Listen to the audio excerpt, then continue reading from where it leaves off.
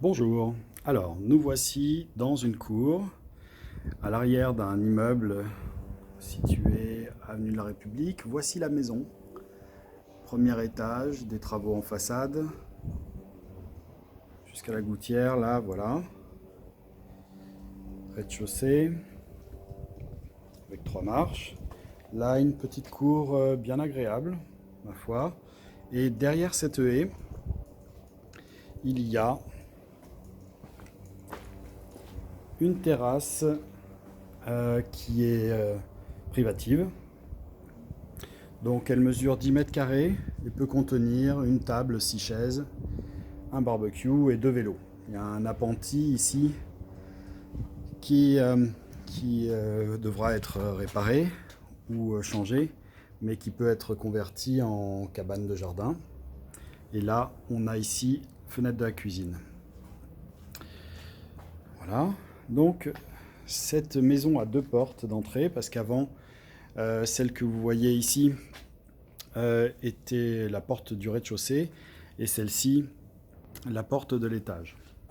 Maintenant, celle-là donne sur le salon et celle-ci sur la cuisine. En bas, on aperçoit des soupirails modernes qui donnent accès au souplex. Et on voit que, je vais me mettre dans l'autre sens, que ici, on n'a pas de fenêtre en face. Et là, plus loin, beaucoup plus loin des fenêtres. Donc, je vais ouvrir la porte.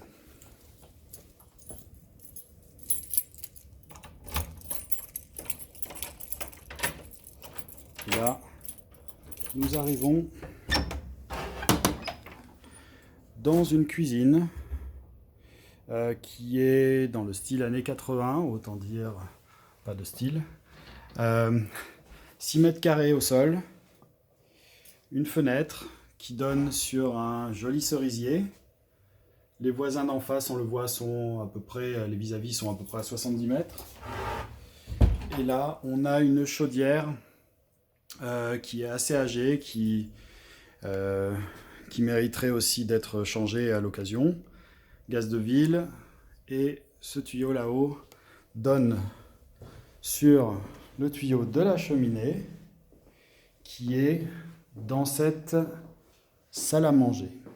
Donc, cette salle à manger, hop, je suis désolé, je ne suis pas encore super doué en vidéo, qui est éclairée par cette grande fenêtre verticale.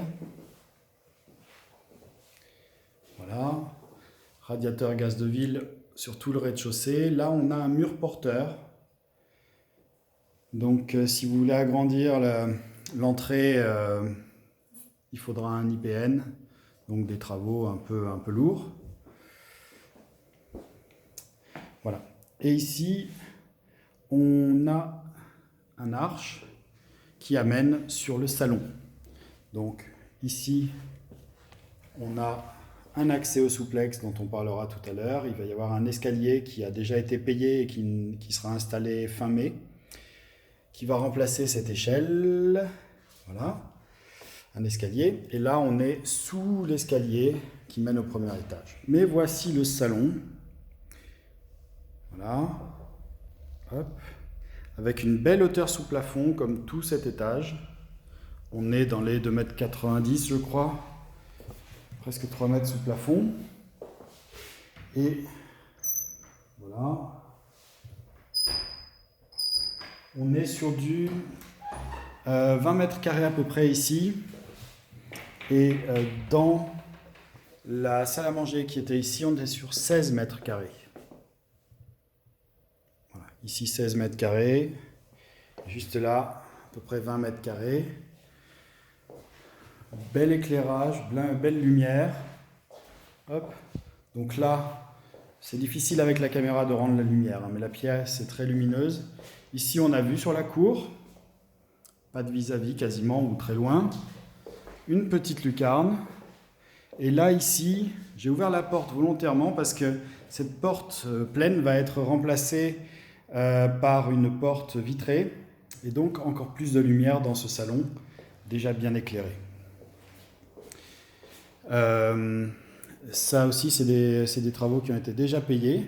Notez ici la présence d'une arrivée d'eau et d'une évacuation d'eau qui permettrait de mettre ici une cuisine américaine si vous souhaitiez déplacer la cuisine actuelle. Donc ça ferait cuisine américaine ici.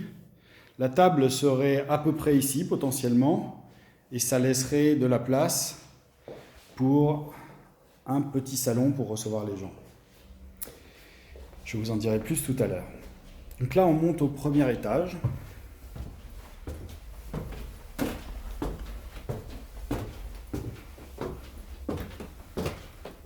Premier étage. Alors, premier étage, on tombe sur une buanderie qui n'est pas terrible telle qu'elle. Mais ici, il va falloir songer à enlever toutes ces cloisons un peu en carton là, qui forment actuellement une chambre de bébé.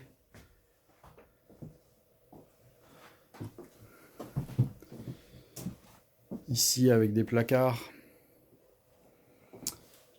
et une vue relativement dégagée. En tout cas pas de vis-à-vis. Cloison qui sépare aussi une petite salle de bain, sans prétention. Voilà, avec radiateur, 75 litres d'eau, petite douche, sanibroyeur et une vasque. Donc tout ça, il faut tomber les cloisons et restructurer cette partie buanderie, chambre et salle de bain en quelque chose d'un peu plus sophistiqué. Là, on pourrait mettre une vraie salle de bain ici. C'est d'ailleurs dans ce coin-là, dans la buanderie, qu'il y a les tuyaux d'évacuation normaux. Il faudrait faire probablement une chambre un peu plus grande ici, de 11 ou 12 mètres carrés, à la place de cette salle de bain et de cette chambre. Et on garderait une petite partie d'ici pour faire une salle de bain de taille raisonnable ici, avec un passage ici vers cette grande chambre de 16 mètres carrés, avec double exposition, avec une cheminée en marbre qui a du style, ma foi, et la chambre en elle-même, qui est assez volumineuse. Voilà. Donc, double exposition nord et est. Ici, on est vers l'est, donc beaucoup de soleil pendant toute la matinée. Là, on est un peu plus tranquille en milieu d'après-midi. Et vous le voyez, au niveau des vis-à-vis, on est tranquille. Voilà. Donc, ici, au sol, il y a un joli parquet. Je vais le démontrer. Voilà, sous les tatamis, il y a un joli parquet qui va très bien avec cette jolie cheminée, un peu encombrée pour l'instant. Donc là, il y a moyen à cet étage de faire 2 belles chambres et une belle salle de bain, moyennant les travaux appropriés. Donc là, on va descendre et on va aller dans la cour. Hop. Ici, on a ici la cave.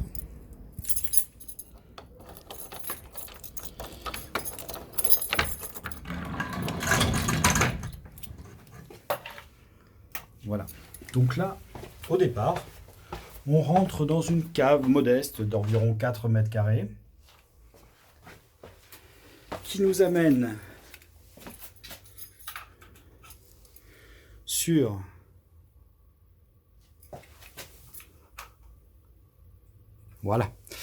sur un atelier de 9 mètres carrés. Voilà, un grand atelier de 9 mètres carrés, tout en longueur, qui contient arrivée et sortie d'eau. Donc on peut transformer cet atelier en buanderie. Et ici, tadam, ici on a le souplex avec 1,85 m de plafond au plus haut. Et ici, on a 1,75 m. Ici, on a 1,70 m ou quelque chose comme ça. Entre 70 et 60. Voilà. Donc là, le souplex fait 14 mètres carrés. Et on a deux soupirails modernes ici qui permettent d'aérer correctement cet endroit. Et comme on peut le voir, aucune trace d'humidité, nulle part, sauf dans les robinets de la douche, des toilettes. Et là, on a une vasque. Et là-haut, on a une VMC, je ne sais pas si vous l'entendez. Voilà. Vous avez fait le tour de cette maison. J'ai peut-être oublié de vous donner la taille de la chambre principale avec les tatamis. En haut, c'est 16 mètres carrés. Là, cette chambre en bas, 14 mètres carrés. La salle d'eau qu'on vient de voir fait 4 mètres carrés. Et voilà, la cour complète fait entre 30 et 40 mètres carrés avec 10 mètres carrés privatifs. Oui, peut-être 40 ou 50 là, avec la longueur, la profondeur d'ailleurs. Voilà.